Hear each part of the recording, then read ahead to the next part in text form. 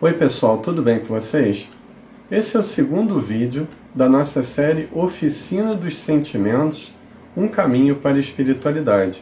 Nessa ocasião, nós estudaremos o pensamento, que nesse primeiro módulo dos nossos encontros faz parte do que eu chamo de uma das potencialidades da alma.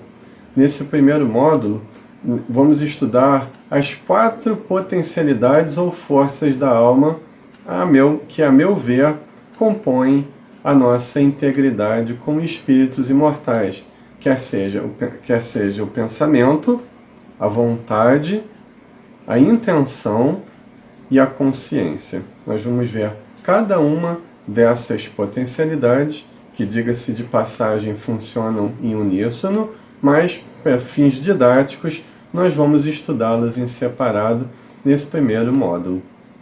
Então, para que comecemos, gostaria de deixar no ar algumas perguntas importantes, as quais vão ser abordadas ao longo desse nosso vídeo. Vamos acompanhar? O cérebro gera o pensamento?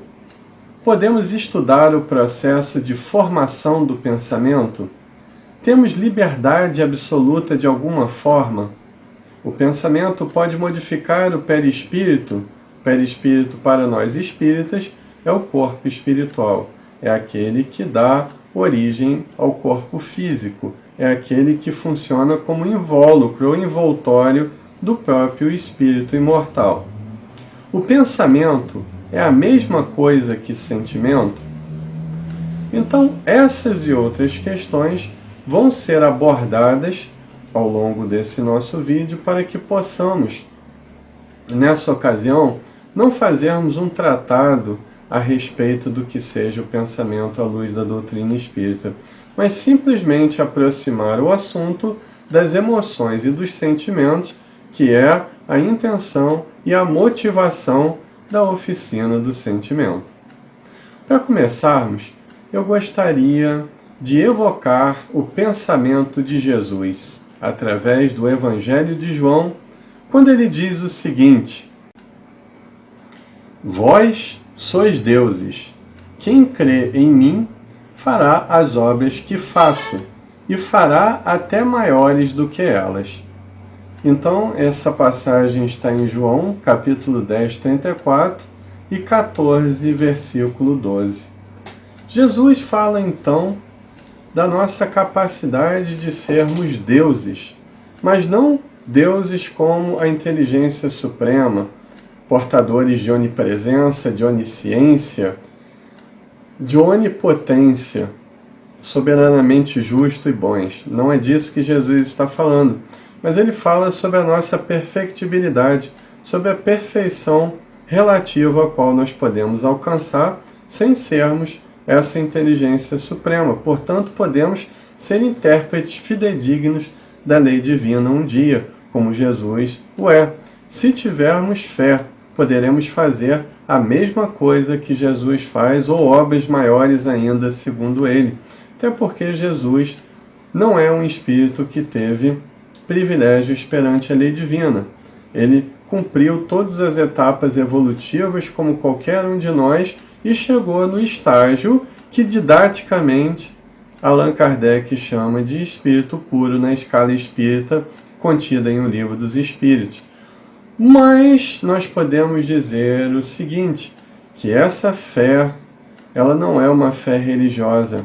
A fé a qual Jesus se reporta é justamente essa fé interna, essa fé gerada pelo autoconhecimento, pelo processo de reforma íntima, por esse autoencontro, por esse encontro com a nossa sombra, por essa capacidade que nós temos de reconhecer tanto as nossas virtudes quanto as nossas limitações em termos de emoção e sentimento. Então, é dessa fé que Jesus quis falar. Então, quando nós conseguirmos direcionar o pensamento para a compreensão dessas nossas questões íntimas, então nós vamos realmente poder fazer essas obras de cocriação maior, como dizia o Espírito André Luiz no livro Evolução em Dois Mundos. Então, ninguém melhor para exprimir toda a capacidade do espírito, a não ser Allan Kardec, na Revista Espírita de 1864, quando ele fala sobre o pensamento. Ele o conceitua e o define numa ótica espírita. Vamos acompanhar? O pensamento é o atributo característico do ser espiritual, ou seja, na nossa abordagem, para efeitos de crença e também de princípio, nós identificamos o pensamento como sendo gerado pelo espírito imortal e não pelo cérebro. O cérebro é apenas um reprodutor desse pensamento que parte do ser espiritual. Mas vamos continuar a leitura. É ele que distingue o espírito da matéria. Sem o pensamento, o espírito não seria espírito. Atua sobre os fluidos ambientes como o som age sobre o ar. Esses fluidos nos trazem o pensamento como o ar nos traz o som.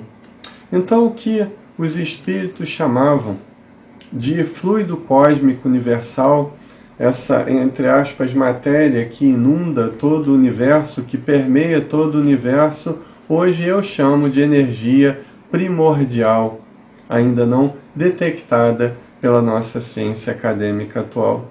Mas o pensamento, assim como a energia, ele está em vários estágios, em várias frequências, em densidade diferente, de acordo com a capacidade de expansão da consciência individual.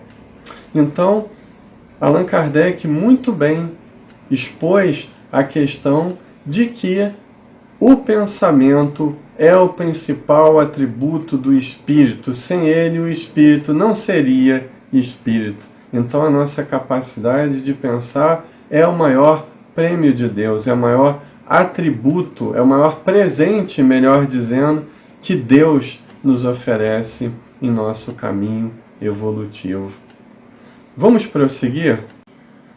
Uma outra página muito bonita a respeito do pensamento numa ótica espírita é deixada pelo espírito André Luiz através de Francisco Cândido Xavier e ficou registrada no livro Nos Domínios da Mediunidade.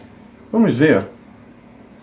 O universo é a projeção da mente divina, e a Terra, qual a conheceis, em seu conteúdo político e social, é o produto da mente humana.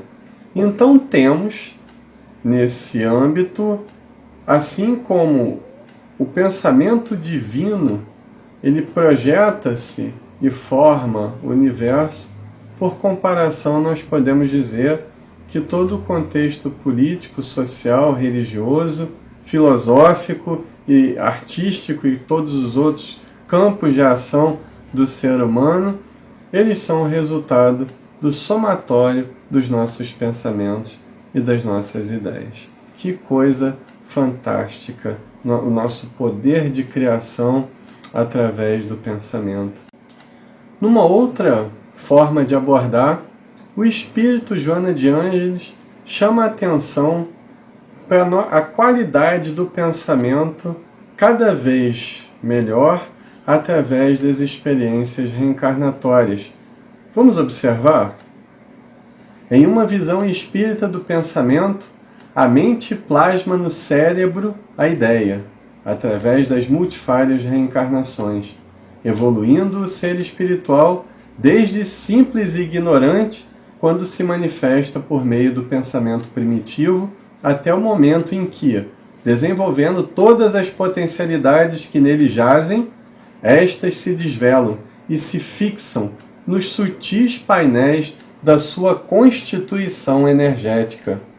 Então, Joana, ela fala que o pensamento, o nosso poder de irradiação dessa estrutura energética que se chama pensamento, porque o pensamento ele é energia, ele é matéria, então ela mostra que essa capacidade da alma, ela vai se sutilizando, ela vai se aperfeiçoando, ela vai se complexificando através das vidas. Cada experiência no corpo físico gera uma determinada melhora, um aperfeiçoamento nessa nossa capacidade de refletir e, por conseguinte, na nossa capacidade de sentir o amor em toda a sua plenitude.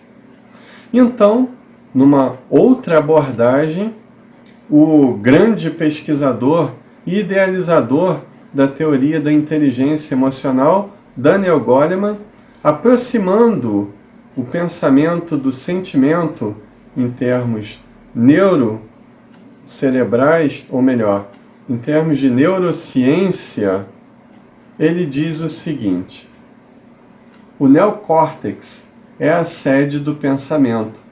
Contém os centros que reúnem e compreendem o que os sentidos percebem.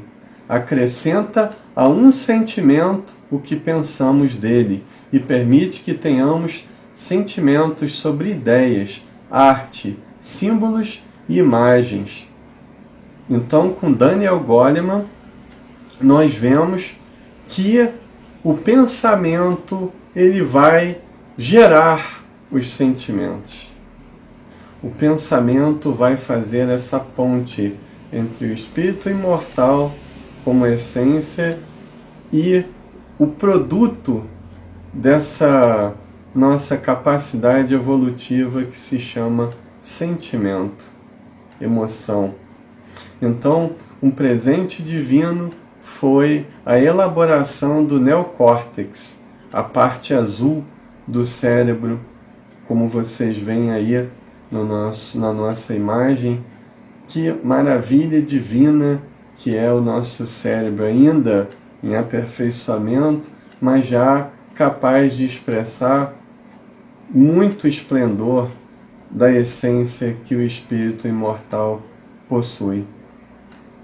Nós vemos então que o espiritismo ele tem que andar lado a lado com a ciência acadêmica, não subordinado a ela, mas tem que se aproveitar de todas essas pesquisas de homens e mulheres que se encarnam com funções específicas de nos elevar o conhecimento para que possamos compreender um dia essa essência que se chama pensamento. Então, avançando no nosso programa, no nosso vídeo, nós vamos agora fazer um pequeno fechamento, um breve fechamento de tudo que nós vimos até agora no nosso vídeo, com o espírito Hermance de Faux. Vamos acompanhar? Na usina da mente, o pensamento exerce a função de supervisão ininterrupta da rotina mental, sob a gerência da vontade, expedindo ordens de aprovação ou censura pela utilização da inteligência, a qual decide e avalia os estímulos recebidos da vida. Somente depois dessas intrincadas operações é que são acionados os sentimentos, que esculpirão a natureza afetiva de toda essa sequência, conduzindo a alma a perceber os ditames da consciência. Então isso é evolução. Essa capacidade que nós temos de emitir o nosso pensamento, ele vai cada vez aperfeiçoando os sentimentos e nós vamos entrando em estágios cada vez mais apurados de consciência. Então, para fecharmos essa nossa experiência de hoje, nós vamos fazer uma síntese das funções que o pensamento tem numa abordagem espírita. Então, vamos acompanhar cada uma dessas funções, e eu não tenho a pretensão de esgotar todas elas, no meu nível evolutivo seria impossível, mas nós vamos pensar, nós selecionamos algumas que acho que sejam primordiais e que sejam básicas para o nosso estudo de hoje. Vamos acompanhar. Primeira, conceder liberdade absoluta ao espírito. Dizem os amigos espirituais no Livro dos Espíritos que somente através do pensamento o espírito tem liberdade absoluta, ou seja, nós podemos pensar o que nós quisermos sem traves e sem barreiras, mas nós somos responsáveis por cada pensamento emitido. Uma outra função, compreender a materialização do onipotente pensamento divino. Então nós vamos caminhando ao ponto de conseguir compreender como o pensamento de Deus pode se materializar em termos universais. Compreender a separação entre espírito e matéria. Impulsionar a vontade, como nós vamos ver no próximo vídeo. Atuar sobre a memória e a imaginação. Formar as ideias através da lei de evolução. Plasmar o perispírito.